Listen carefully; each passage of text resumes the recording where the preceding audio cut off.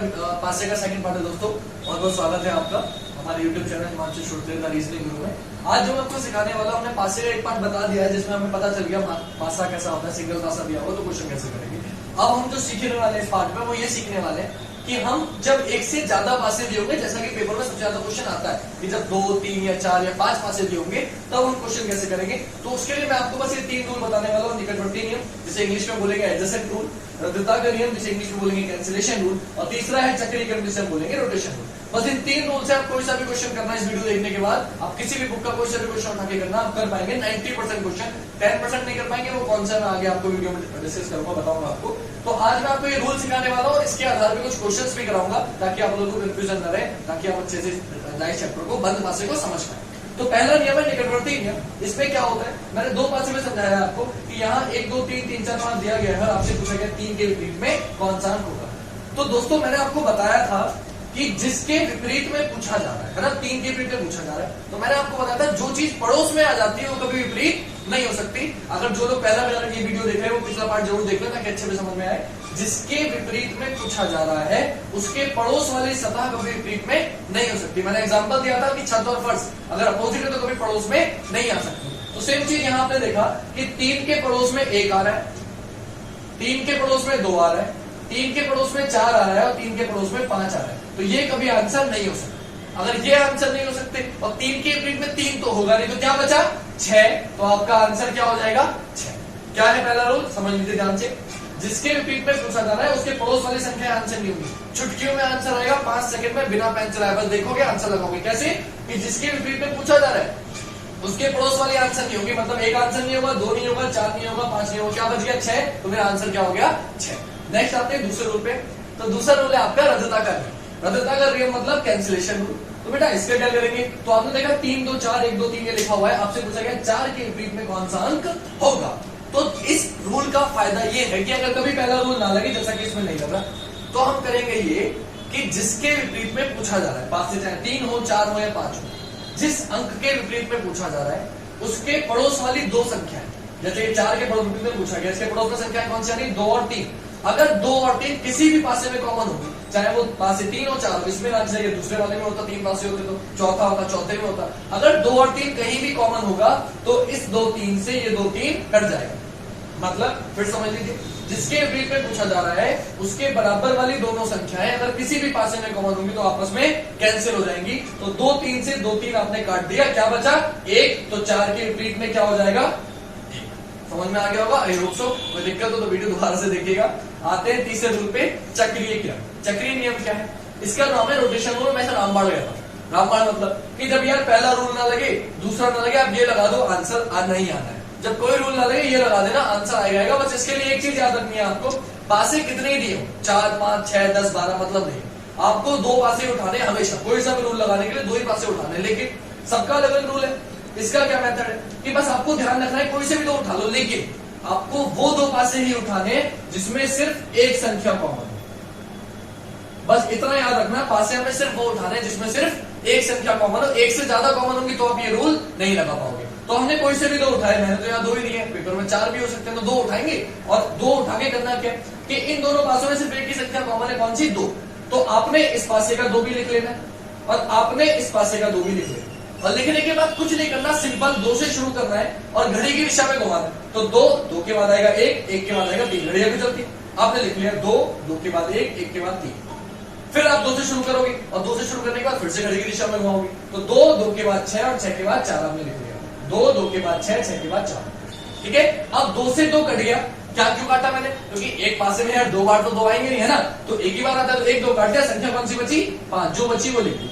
इस रूल का फायदा ये है कि इसमें पेन तो चलाना पड़ता है लेकिन एक ही बार में 6 आंसर आएंगे।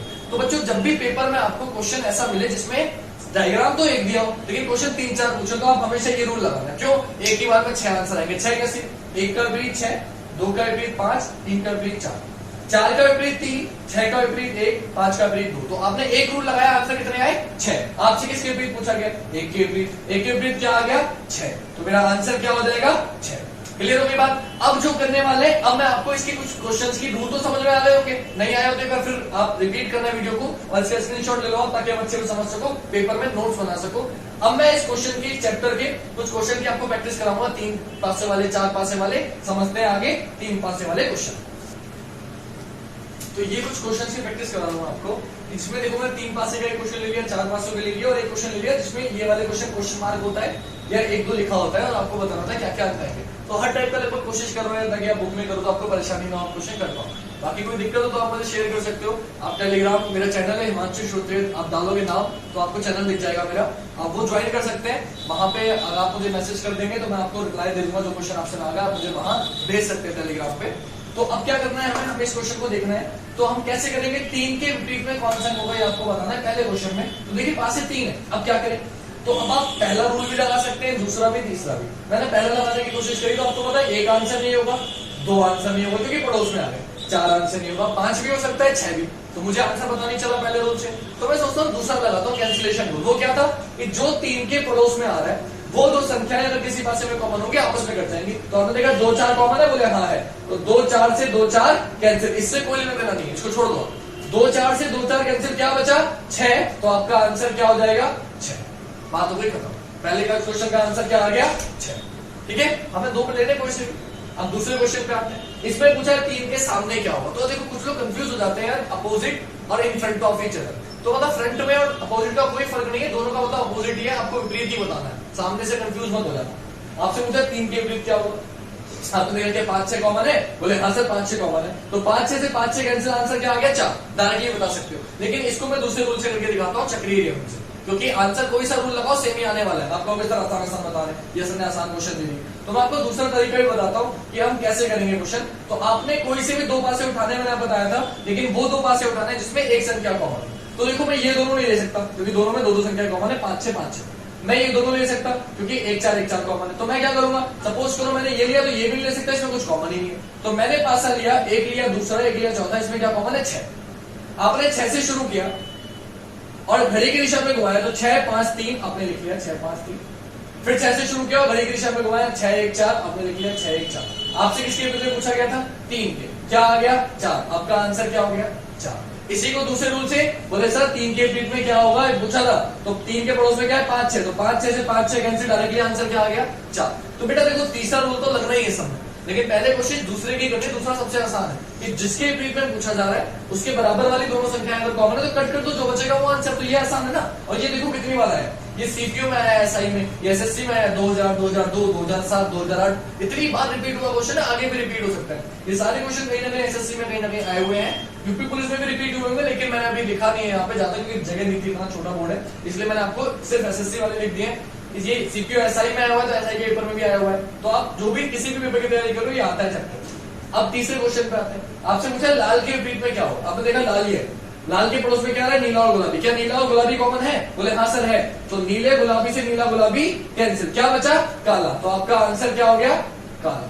अब मैं इसको दूसरे तरीके से नहीं कर रहा हूँ, लेकिन आप करके देखिएगा घर पे, आप कोई और से 2 पासे उठाइएगा और घड़ी की दिशा में घुमाइएगा, आपका आंसर आ जाएगा। जैसे मैं आपको बताना चाहूँ अगर, तो आपको बता देता हूँ कि लाल के विपरीत में पूछा गया, तो देखिए पीला पड़ोस में आ गया, आंसर नहीं होगा, गुलाबी आ गया, आंसर नहीं होगा, हरा आ गया, आंसर नहीं होगा, नीला आ गया, आंसर नहीं होगा। तो लाल के पड़ोस में सारे कलर आ गए, क्या बचा काला बचा, तो आंसर क्या हो जाएगा आपका काला हो जाएगा। अब आते हैं चौथे क्वेश्चन पे और आखिरी क्वेश्चन पे, लास्ट क्वेश्चन। इसको कैसे करेंगे, आपसे पूछा गया 1 तथा 2 अंकित दोनों फलकों पर क्या आएगा, इन दोनों पर क्या आएगा आपको करना है। तो सेम रूल लगाइए, क्या चक्रीय क्रम जो आपको सिखाया, आपको कुछ नहीं करना, सेम करना है। तो आपने कैसे किया, आपने देखा इन दोनों पासे को ले लिया, इसमें दोनों में कॉमन क्या है P, तो आपने लिखा P और घड़ी की दिशा में घुमाया तो PSU आपने लिख लिया PSU। फिर P के नीचे आपने P लिखा और ऊपर लिख लिया P, और घड़ी की दिशा में घुमाया P से PRQ आपने लिख लिया PRQ। अब 2 P तो हो नहीं सकते, एक P काट दिया, बचा क्या T, वो लिख दिया, सारे अपोजिट आपके पास आ गए। आपसे पूछा गया 1 तथा 2 के अंकित फलकों पर क्या आएगा, तो आपने देखा T आ रहा है, T के पड़ोस में जो भी आएगा वो T के विपरीत वाला तो नहीं हो सकता, तो आपने देखा T के विपरीत में P आ रहा है। तो अगर T के विपरीत में P है तो P कभी पड़ोस में तो आ नहीं सकता। अब आप ऑप्शन पे, अगर T के पड़ोस में P नहीं आएगा तो देखिए ये ऑप्शन भी कट गया, ये ऑप्शन भी कट गया और ये ऑप्शन भी कट गया, 3 ऑप्शन आपके कट गए, क्या बचा ऑप्शन बी, आपका आंसर हो जाएगा ऑप्शन बी। अब आते हैं, देखिए अगली बात सुनेंगे। आज के लिए पहले मैं आपको बता दूं, मैं इतने रखूंगा क्योंकि बंद पासे के इतने क्वेश्चन काफी हैं। अगले वीडियो में मैं आपको दिखाने वाला हूँ हमारे क्वेश्चन के खुला पासा कैसे करेंगे, उसको समझेंगे, कुछ क्वेश्चंस करेंगे। तो आज के लिए इतना ही। थैंक यू सो मच मेरी वीडियो को देखने के लिए, आपने अपना समय देने के लिए कीमती। प्लीज इस वीडियो को ज्यादा से ज्यादा शेयर करेगा, लाइक करेगा और कमेंट करके मेरे वीडियो को प्रोत्साहित करिएगा ताकि मैं और वीडियो बना सकूं। जय हिंद, जय भारत।